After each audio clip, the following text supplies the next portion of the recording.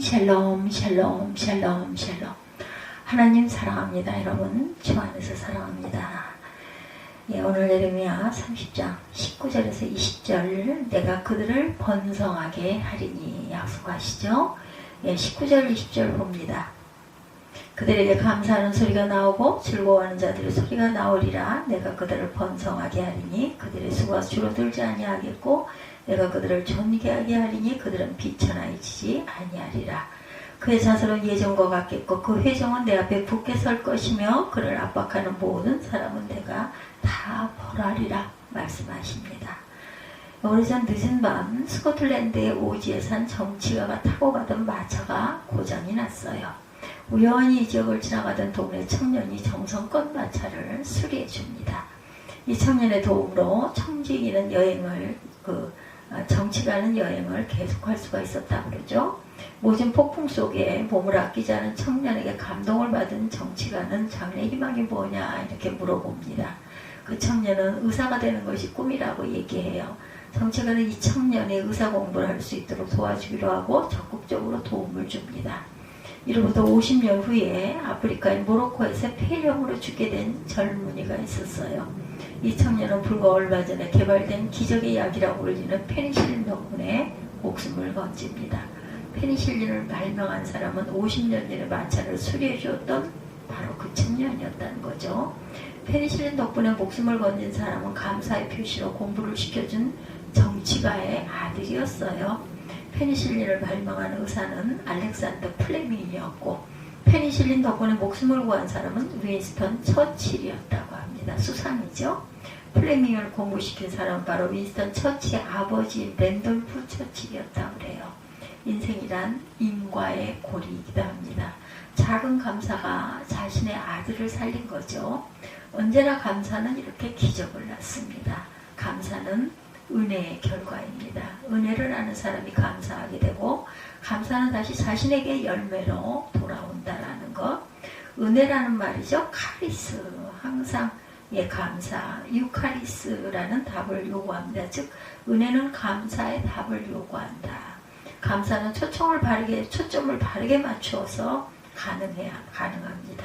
첫째는 하나님께 초점을 맞추어야 돼요. 하나님 편에서 내 일을 보면 감사하게 됩니다. 내 편에서 하나님의 일을 보면 불평하게 됩니다. 원망은 만국 백성의 근성이기도 합니다. 이스라엘 백성들은 출애굽한 후에 감사할 일이 많음에도 불구하고 불평, 불만이 많았죠. 둘째는 가진 것에 초점을 맞춰야 된다. 감사가 기적을 낳아요. 그죠? 그런데 바르게 초점을 맞춰야 되고 첫째는 하나님께 초점을 맞추자. 두 번째는 가진 것에 초점을 맞추자. 남의 것에 관심을 가지면 불평이 커지게 됩니다. 사람은 누구나 자기 것만 가지고도 평생을 다 못 쓰고 살다 합니다. 셋째, 약속과 미래에 초점을 맞춰야 되겠다. 인간은 소망의 존재이죠. 그렇기 때문에 약속과 미래에 항상 초점을 맞출 줄 알아야 합니다. 사람은 소망만 있어도 원망할 자격이 없어요. 약속이란 이루어지지 않는 실제이기도 하죠. 그래서 넷째는 소유가 아니라 존재에 또한 초점을 맞추자.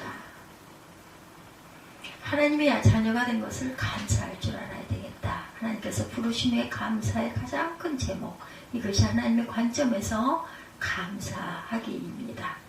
영성가 토마스 머티는 감사한다는 것은 하나님께서 우리에게 주신 모든 것 안에서 그분의 사랑을 인식합니다. 이렇게 말합니다.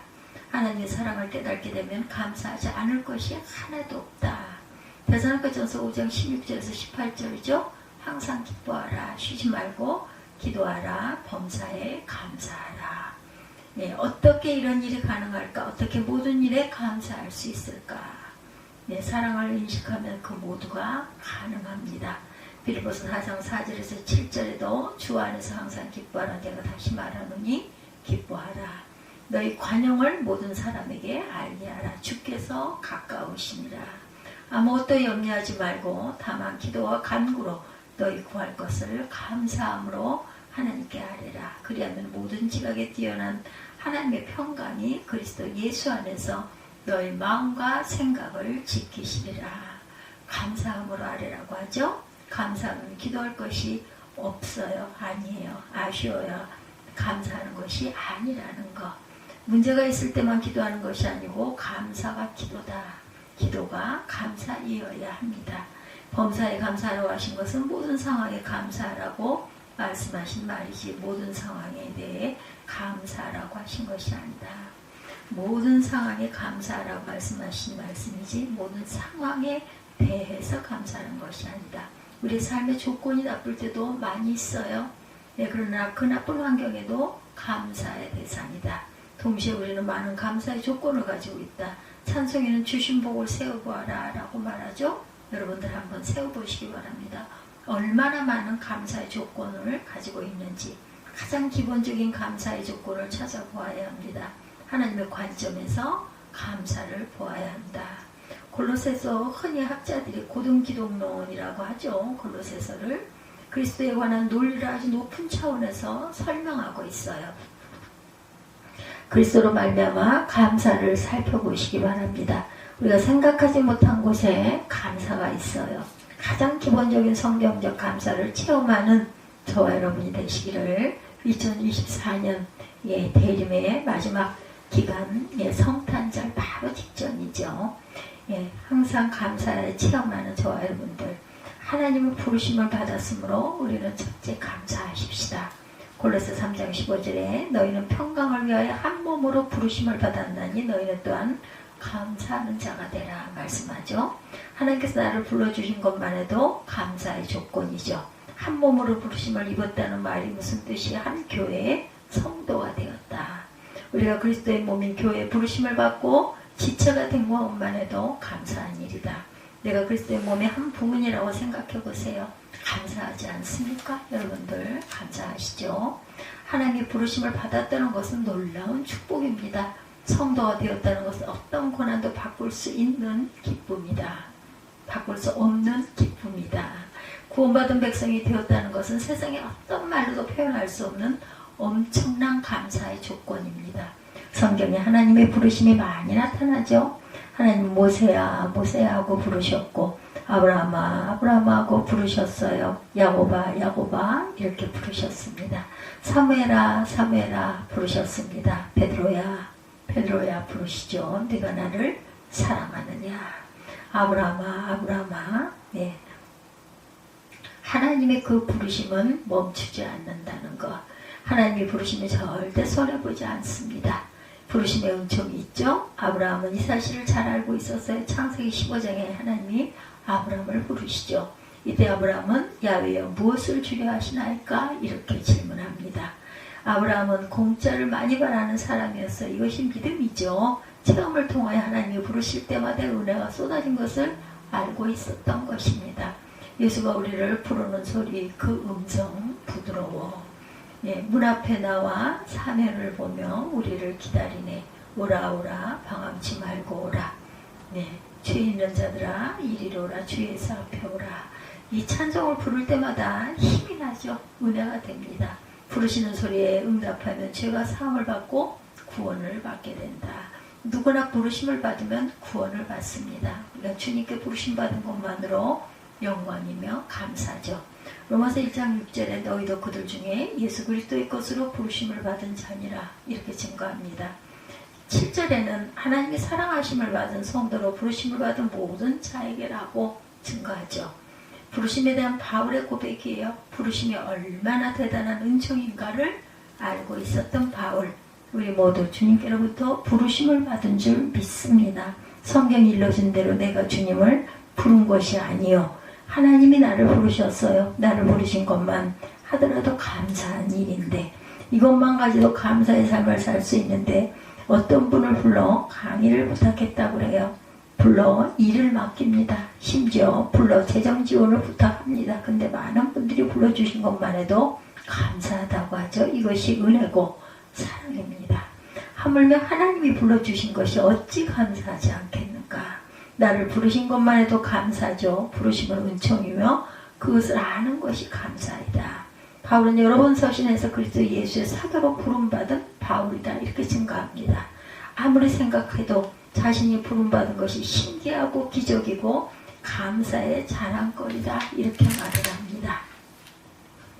감사하는 사람은 하나님의 선하심을 풍문이 아닌 체험으로 알고 있기 때문이다. 이 체험을 하고 나면 부르심이 얼마나 복인 줄을 알게 되죠.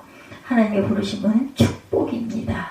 하나님의 부르심은 은혜고 은혜를 담은 바구니입니다. 부르심을 받고 이 사실을 아는 사람은 누구나 감사하게 됩니다. 학자 흑슬러는 말년에 시각을 잃어요. 그는 점자로 글을 읽었어요. 그는 눈이 보이지 않았지만 이렇게 늘 말했다 그래요. 점자를 읽을 수 있게 되니 담요를 뒤집어 쓰고 책을 읽을 수 있게 되어서 너무 감사합니다. 추운 밤에도 손이 따뜻한 채로 책을 읽어서 좋습니다. 자신의 시각이라는 소유를 자신이 시각을 그 소유를 상실했어요. 그죠? 예, 그러나 이것이 문제가 아니고 아직도 존재가 희망이 있습니다. 다 잃어도 생명이 있으면 감사하시기 바랍니다. 생명이 있으면 감사하시기 바랍니다. 생명을 잃으면 소유나 천하가 소용이 없습니다. 그러나 이것이 문제가 아니죠. 아직도 존재가 희망이 있어요. 다 잃어도 생명이 있으면 감사하시기 바랍니다. 생명만 있으면 다시 얻을 수 있는 희망이 있기 때문에 우리는 존재 때문에 감사하는 것이죠. 빌립보서 3장 14절에 표대를 향하여 그리스도 예수 안에서 하나님의 위에서 부르신 부름의 상을 위하여 달려가노라 이렇게 말합니다. 부르심의 상을 위하여 달려가시기 바랍니다. 하나님께서 우리를 성도로 부르실 때 그 부르심에서 용서가 포함되어 있다라는 것, 하나님의 부르심이 있는 곳에 그분이 주시는 은사도 있습니다.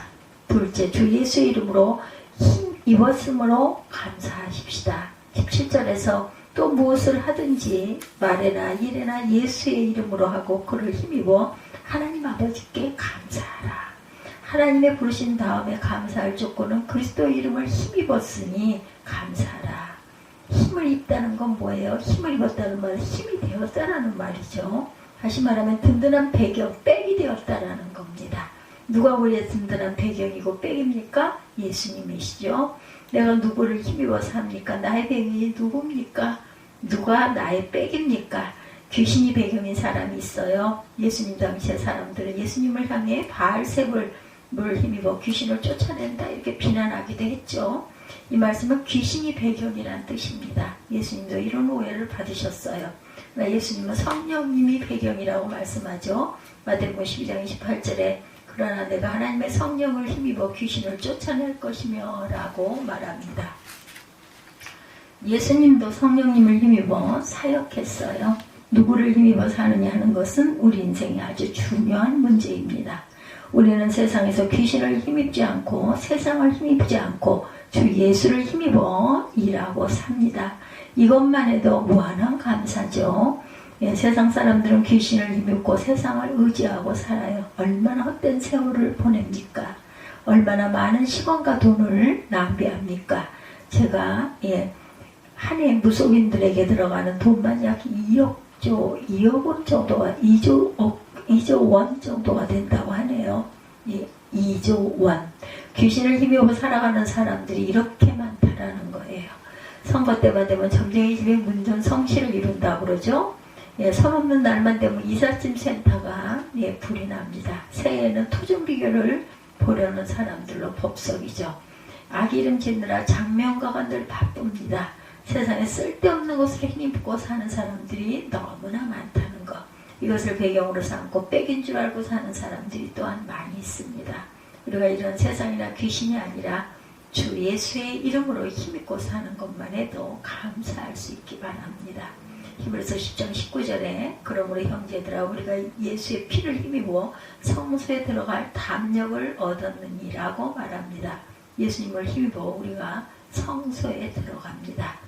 우리는 집된 귀신이 아니라 예수의 피를 힘입어 구원받은 성소에 들어가고 오늘도 예배하니 감사한 예수님의 이름으로 기도하는 것 감사한 그러한 예수님의 이름을 부르는 것도 감사한 잡된 귀신이 아니라 예수의 피를 힘입어 구원받고 성소에 들어가는 성스러운 성도들이라는 자부심을 가지십시다. 감사 없는 기도는 불평입니다. 감사 없는 찬송은 한탄입니다. 한마는 이 세상 야속하니만 이런 말밖에 더 할 말이 없게 되겠죠. 감사 없는 자비는 진정으로 그리스도교적인 자비일 수가 없습니다. 그것은 가진 자의 선심일 뿐 감사가 없는 삶은 어떤 것도 진정성이 없어요. 사도행전 14장 3절에서 바울과 바나바가 이고니온에서 있었던 일을 말합니다. 두 사도가 오래 있어 주를 힘입어 담대히 말하니 주께서 그들의 손으로 표적과 기사를 행하게 하여 주사 하게 은혜의 말씀을 증언하시니. 주 예수 이름을 힘입으면 이렇게 담대해지죠. 우리의 손으로 표적과 기사가 나타나고 은혜의 말씀을 증언하게 되고 전도의 열매를 맺게 되죠. 요한복음 20장 31절에 오직 이것을 기록하면 너희로 예수께서 하나님의 아들 그리스도이심을 믿게 하려 하며 너희로 믿고 그 이름을 힘입어 생명을 얻게 하려 함이라. 예수님의 이름을 힘입어 생명을 얻게 하는 것이 요한복음을 기록한 목적이라는 것이죠. 예수님의 이름을 힘입으면 생명을 얻습니다. 어느 안수 집사님이 낚시를 갔다고 그래요. 목사님이 사실을 알게 됩니다. 그런데 이 사실을 알린 집사님 앞에서 목사님이 홧김에 다리는 뚝 부러져라 이랬대요. 그런데 이 말을 안수 집사님의 친구가 들었어요. 낚시 간 집사님은 성격이 보통이 아닌 것을 알기에 목사님도 말을 뱉고 나니 은근히 걱정이 되시더랍니다. 월요일 저녁에 낚시 갔던 집사님이 목사님 사택에 전화를 해서 잠시 들리겠다고 해요. 목사님은 잔뜩 긴장해서 기다리고 있는데 집사님은 과일을 하나도 안고 들어옵니다. 들어오자마자 목사님께 목사님 감사합니다. 이제 제가 사정상 어제 교회 나오지 않고 낚시를 갔는데도 날씨 추운데 옷 두툼하게 입고 갔느냐고 걱정하셨다면서요. 다음부터는 꼭 주의를 잘 지키겠습니까? 지키겠습니다, 목사님. 사랑해 주셔서 감사합니다. 라고 하더랍니다. 곁에 있던 친구 집사님이 말을 잘 전해준 거예요. 좋은 말 한마디가 사람들 마음을 바꾸죠. 잘못 전하는 말 한마디가 불화를 일으킵니다. 갈등의 씨앗이 될 수도 있죠. 반면에 이렇게 감사의 조건이 될 수도 있다는 것. 감사는 작은 오후에서 시작됩니다. 행복이란 감사 속에 있죠. 예수를 힘입어 사는 것이 감사의 조건이다. 우리 인생이 감사하면 행복해집니다. 미국에서 공부하신 분이 3개월 동안 가족들 없이 혼자 기숙사에 있었다고 그래요. 밤늦게까지 공부하고 아침에 일어나는 게 너무나 힘드셨다고 합니다. 그러나 미국인 그 룸메이트와 함께 매일 아침 6시에 일어나 같이 성경을 읽고 기도하자고 제안을 하셨다고 그러죠. 아침에 일어날 때 미국인 친구는 땡스가 주님 찬양합니다. Praise the Lord 하면서 일어나더랍니다. 근데 아침마다 아이고 죽겠네 하고 일어났대요. 본인은. 얼마쯤 지나 생각해보니 미국인 룸메이트가 한국말을 못 알아들어서 다행이지 정말 부끄럽다는 생각이 들더라는 거죠. 그 다음부터는 아무리 죽을 지경이었지만 힘이 들지만 하나님 감사합니다. 찬양합니다. 소리치며 일어났다고 그러죠. 한 주간이 지난 정말 마음에 감사하는 마음이 샘솟고 오히려 기분도 좋아지고 힘도 더 나더랍니다. 감사하면 이렇게 힘이 납니다. 최대한 많이 감사하시기 바랍니다. 하나님이 이미 우리가 받을 이상의 것을 베풀어 주셨어요. 감사하면 복이 옵니다. 감사하면 긍정의 삶을 살게 되고 고대 교부 크리소스톰은 죄 중에 죄는 감사하지 못하는 것이다 이렇게 말을 하죠. 감사를 찾아보십시다. 멀리 있지 않고 바로 곁에 우선 하나님께 감사하시고 또한 하나님의 부르심에 감사하시고 예수 이름을 힘입었음을 감사하시고 이렇게 대상들을 찾아서 감사하면 주위에 정말 감사할 대상이 너무나 많죠. 우리에게 좋은 일이 일어날 줄 알고 감사하십시다. 현재 눈앞에 닥치는 과제 어려움이 있다 하더라도 그것 때문에라도 우리는 감사합시다. 그것을 할 수 있는 환경 주심을 감사하고 젊음 주심을 감사하고 건강 주심을 감사하십시다. 그것이 변하여 우리에게 은총이 될 줄 믿습니다. 우리 그리스도인들이 세상 사람들과 다른 진정한 감사가 있기를 주님의 이름으로 축복합니다. 기도하시겠습니다.